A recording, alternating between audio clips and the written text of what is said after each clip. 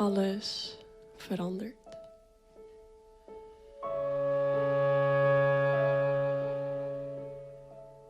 Je haar is een andere kleur en je bent gegroeid.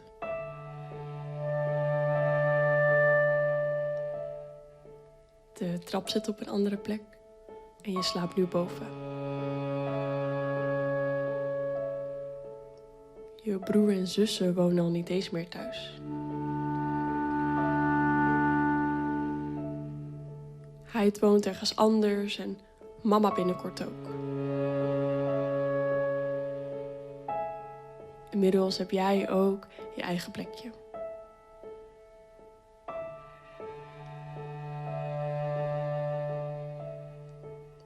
We laten het thuis achter.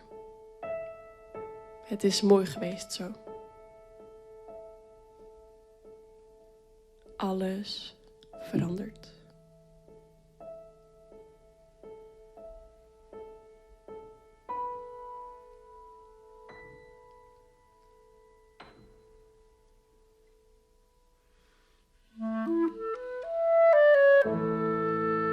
Ik kook nu zelf mijn avondeten.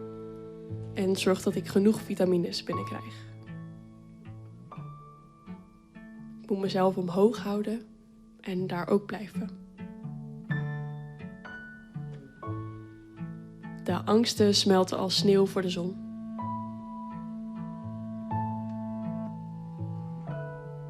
Terwijl nieuwe zich alvast weer langzaam vastvriezen.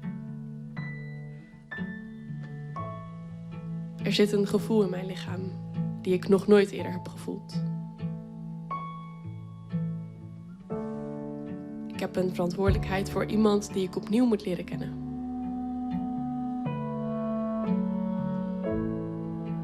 Ik wist wat ik wilde. Alleen verandering maakt het weten lastig. Alles verandert.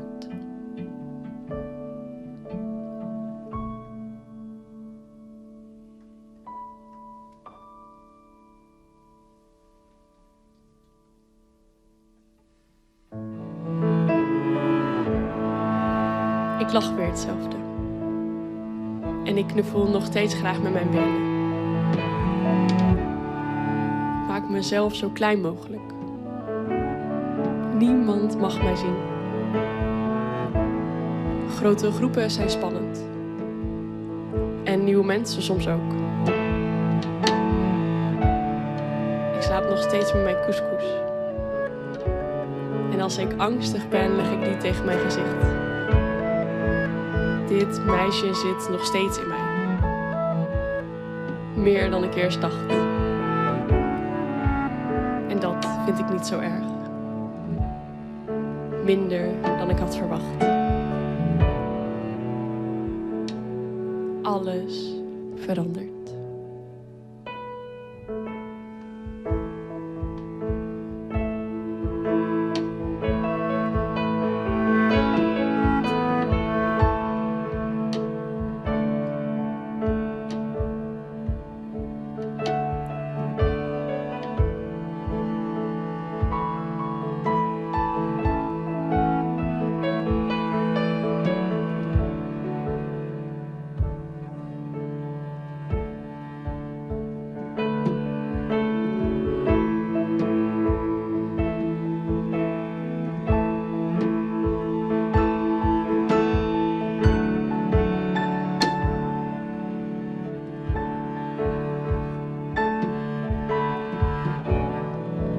Alles verandert.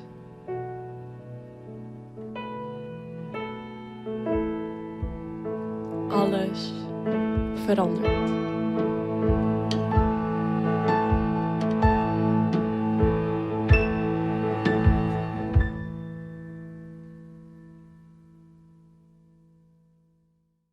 Hoe gaan we nu verder met het leven? Hoe pakken we de draad weer op?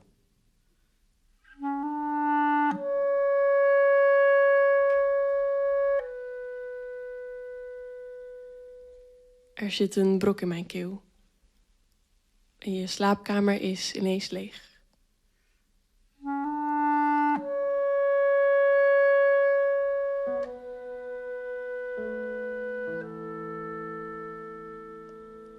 Er zit een knoop in mijn maag, waar eerst jouw aanwezigheid zat. Wat deden we vorig jaar op dit tijdstip? Wat deden we vorige week op deze dag? De dagen samen zagen er zo mooi uit. Ze waren gevuld met liefde en warme kopjes thee van oma.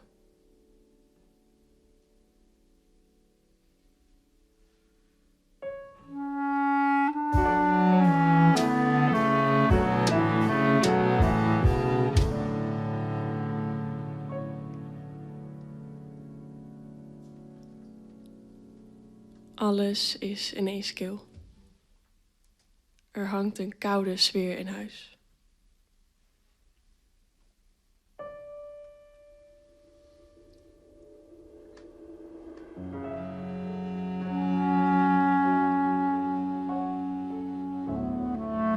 De kopjes staan nog op precies dezelfde plek.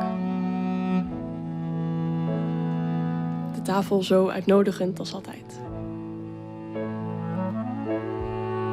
De koektrommel is gevuld en het dienblad staat al klaar.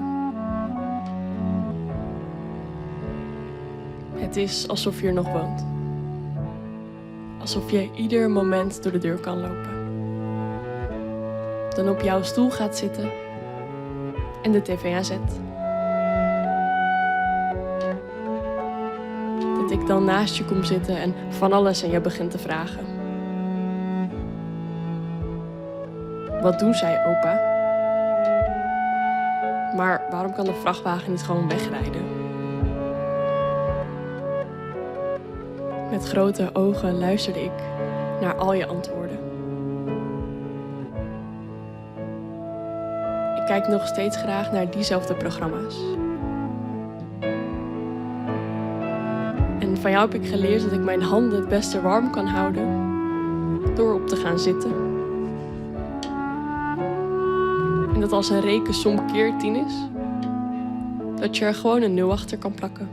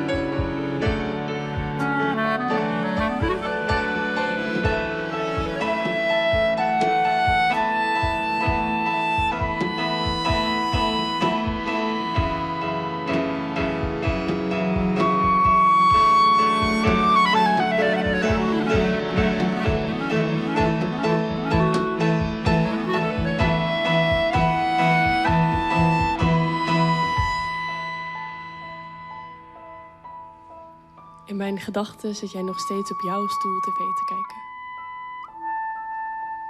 In mijn gedachten ben jij nog steeds hier. Ik sluit mijn ogen en beeld me in. Dat ik weer naast jou zit en jij mijn handen warm houdt. Ik beeld me in dat jij nog heel even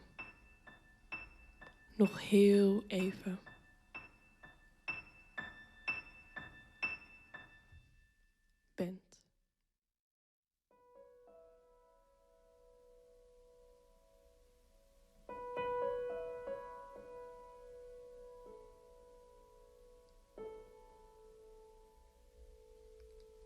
Ik proef de cake die je altijd bakt.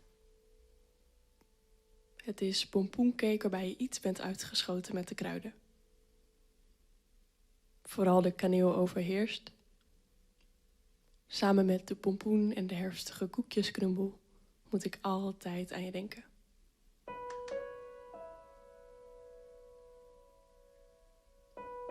Ik denk altijd aan je.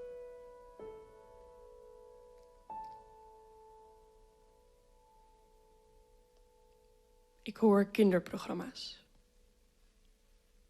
Dora om precies te zijn.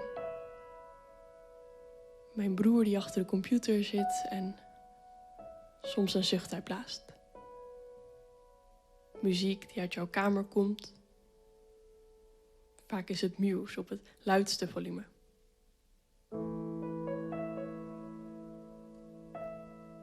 Ik ruik een vers gebakken cake. Diezelfde die ik proef. Een geur waar je meteen van weet dat dit een heerlijke cake gaat zijn. Ik ruik jouw zoete parfum als ik in je arm verstop. Die van Rituals, die ik zo vaak van je heb gestolen. En inmiddels zelf ook heb gekocht, omdat hij mij aan jou doet denken.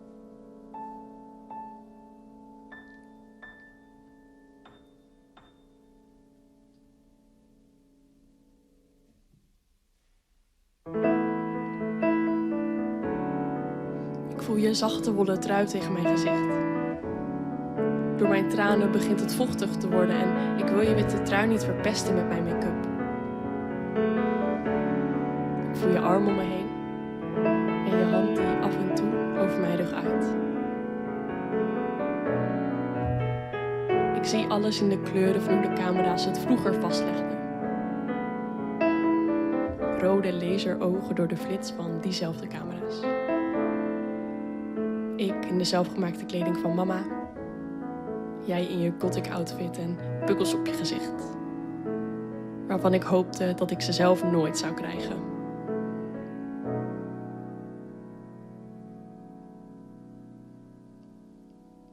Ik wens dat jij nu af en toe in mijn arm verstopt.